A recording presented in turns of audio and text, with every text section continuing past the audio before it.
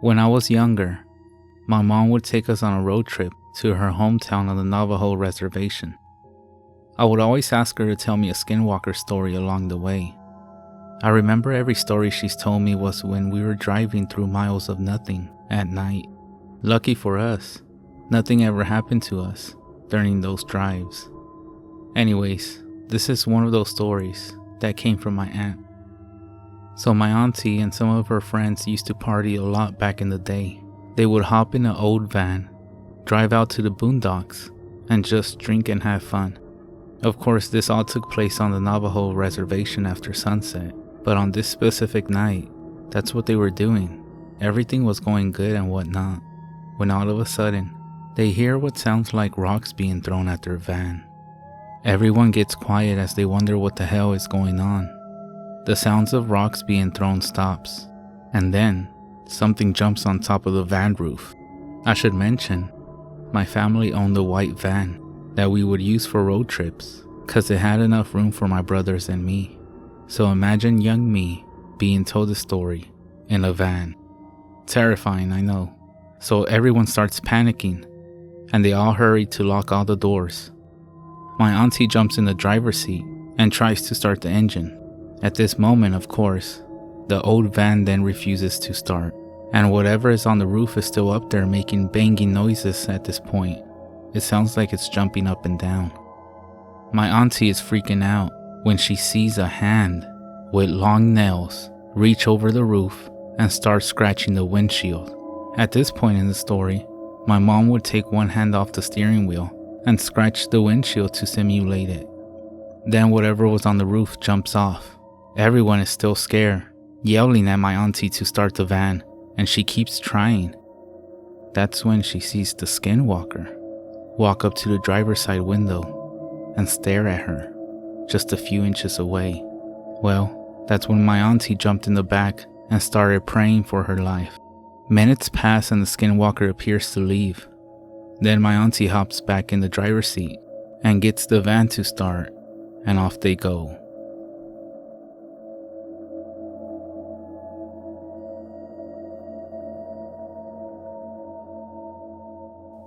I'm not sure if skinwalkers are real, but I have heard stories.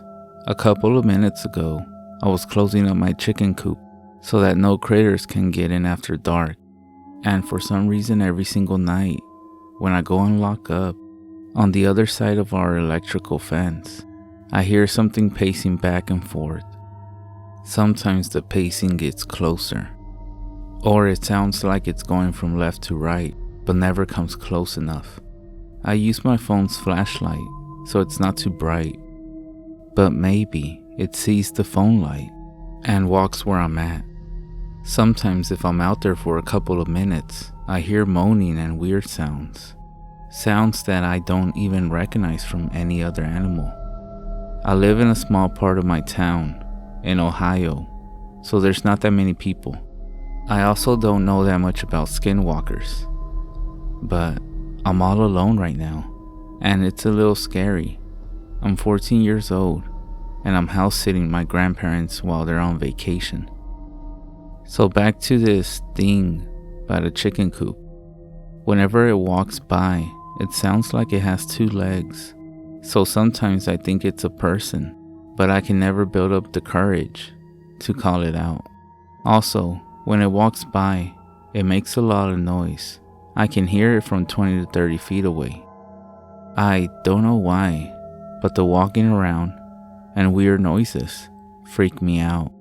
And just to give you a different picture, the noises weren't human-like or even animal-like. I'm sitting on my bed right now typing this, and I'm kinda freaking out.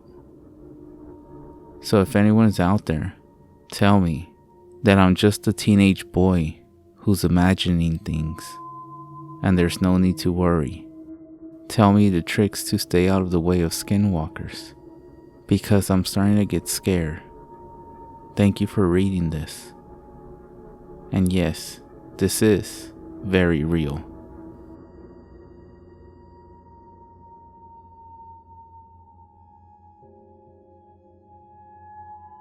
One summer, when I was only 14 years old, I spent a couple of weeks at my grandparents' house on the Navajo reservation in Arizona. It was close to the New Mexico state line, even though it was out in the middle of the hills. It was an awesome place. My little brother, he was 11. My grandmother was a great cook. She makes the best fried bread. And my grandfather tells great stories, the kind that you can't hear anywhere else. Now, thanks to that visit there, I have a story of my own. My grandparents have this old guy, a Navajo too, who does odd jobs around the house. His name is Paul. He carries around a silver flask. One evening, as soon as the sun is going down, my grandmother then tells me to take him home. My grandfather is the one who always does it, but he is out at a neighbor's ranch, helping with some cattle. I say sure, and it gives me the chance to drive my grandfather's old pickup truck, something that I have never been allowed to do back home.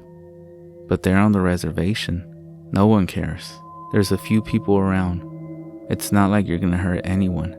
So my little brother jumps in with me while Paul and my grandparents' dog climb into the bed. Paul lives in a small hogan, about 10 minutes deeper into the res. By the time we drop him off, the sun is already going down. Back on the road, there's no street lights of any kind. We are driving along when out of the corner of my eye, I notice some movement there in the scrub and low bushes off to the side. I slow down. There are all kinds of sheep around there. The people who own them, letting them roam about the place freely. I don't want to explain to my grandma why there is blood from a sheep in the front grill. As we drive past the spot where I saw the movement, there's nothing there. So I resume speed, bumping along the dirt road without a care in the world. Then out of nowhere, we get a strong whiff of something nasty, as if some animal has died and its body is rotting where it fell. With it comes this sense of deep dread for which I have no explanation. My little brother feels it too, and he doesn't say as much, but I can see it in his face. I then tell him that everything is good, and we keep on driving. Moments later, I look in the rear view mirror and see this dark silhouette of something very tall and very skinny, covered with some kind of hair or fur, running behind the truck after us. Whatever it is, it doesn't look human. My brother sees it too, and he starts crying. My grandparents' dog is in the back, barking. I'm wanting to make the truck go faster, but the dirt road is so uneven, and the pickup is bouncing and shaking all over the place as it is. I'm afraid if I go any faster, I'll crash it off to the road. My brother then starts to scream because it's coming up alongside the truck on my side. I remember being so scared that all I'm thinking is that this thing is going to get us. Then just as I'm ready to cry too, around the bend and coming at us is this car. Just like that, the feeling of dread and panic disappears. Whatever was chasing us is now gone. When we get back to my grandparents' place, we run into the house, checking at our backs to make sure we weren't followed. My grandmother, obviously seeing that we are upset, tells us what's the matter. We can't get the story out fast enough. She tells us it was yenaglooshi, something the Navajo call a skinwalker. She explains that they are people who use black magic and bad medicine. I've been back there many times since then, but this is my only encounter with a skinwalker.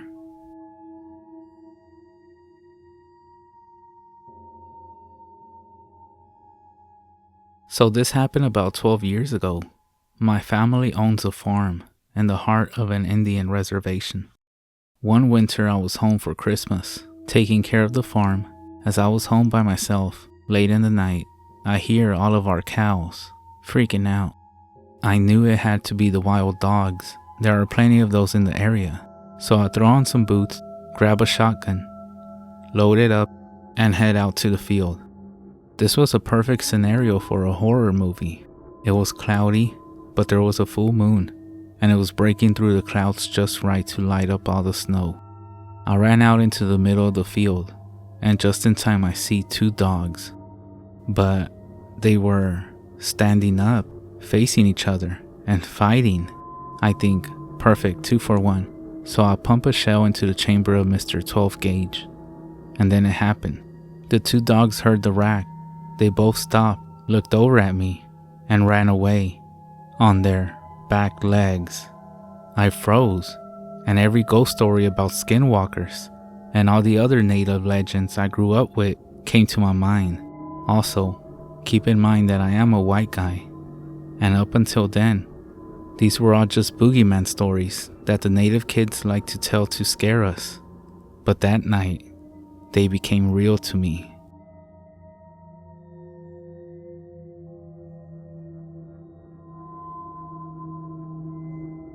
My uncle is Mexican and Native American. This happened in the Mojave Desert in South California. He was driving around with his girlfriend late at night, and they saw something that looked like a huge black dog on the side of the road. He slowed down and the dog then began crossing the road.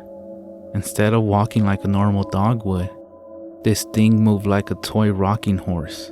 He said it stopped in the middle of the road and stared at them, and its eyes had a red glow. My uncle is the most badass person I know, and it scared the shit out of him.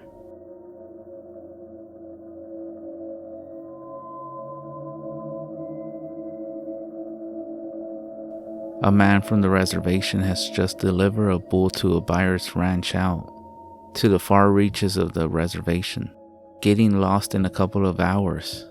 It is a large expanse of land, and what maps are available aren't always available. Anyways, it's late and getting dark by the time he gets home on the main road towards home. Just as he gets to the intersection where there's no stop sign, he sees up ahead, right in the middle of the road, a lone coyote. It's just standing there. So before he starts driving, he leans on the horn. In response, he watches as the coyote raises up on its back legs. It assumes the form of a man, only his legs and feet. Arms and hands seem more canine than human, and with a spastic gait, it starts walking towards the opposite shoulder. The man, not believing what he's seeing, closes his eyes and shakes his head. When again he looks, there's the coyote sitting off to the side of the road and looking back at him as if it's waiting on him to drive by. The man, certain that it's the lights playing tricks on him and the fact that it has been a long and draining drive. However, as he passes the coyote, he gives it a quick look and he sees that this coyote is grinning back at him. Having heard stories of skinwalkers, the man blesses himself and he fixes his eyes on the road ahead.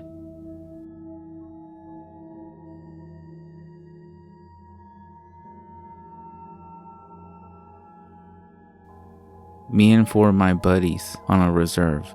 Day 1 about 8:30 in the morning, about 500 yards from my spot, my buddy filmed a fat black bear. We only had what you call muzzle loaders. They are like a Civil War style gun. You get one shot, then you gotta reload with the ramrod and stuff. I never saw any deer, so at 2 p.m. after lunch, me and another buddy scout for a new spot. We end up finding a hellacious animal trail and he drops me off. I tell him pick me up, I'll be on the road after dark. He's about 7 miles away. I sit there from 2 p.m. till dark, and all I see are loads of elk. The trail wasn't deer, it was elk highway, so it does get dark, and I creep down to the road. Right at dusk, almost too dark to see something, crashes into the thick bushes about 30 yards in front of me across the road. I'm thinking that maybe it's a deer, so I call just to get a reaction, but nothing. So I creep on it, thinking I can bust it if it's a deer, but it doesn't move. He's just sniffing like a dog. Sniff, sniff, sniff.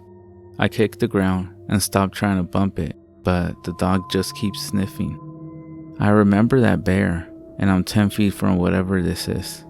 I slowly back into a feed plot behind me with my one shot at my hip. I'm gonna have to hip shoot it if it's a bear. I get 50 yards in the middle of a field plot, a big elk off to my right in the full moonlight.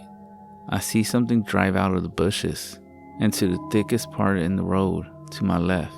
It's a standoff, eyes reflecting back. They look 8 inches apart, 4 foot off the ground. It's just sniffing over and over. It's full, dark, and this thing is stalking me using cover. My buddy lights start shining down the road, and this thing crashes through the bushes away. I figure it's a bear, but I don't know. I was a little bit scared, I'm not gonna lie. I had one shot in the dark, coyotes howling like crazy too, and the predators were out in full effect on the full moonlight.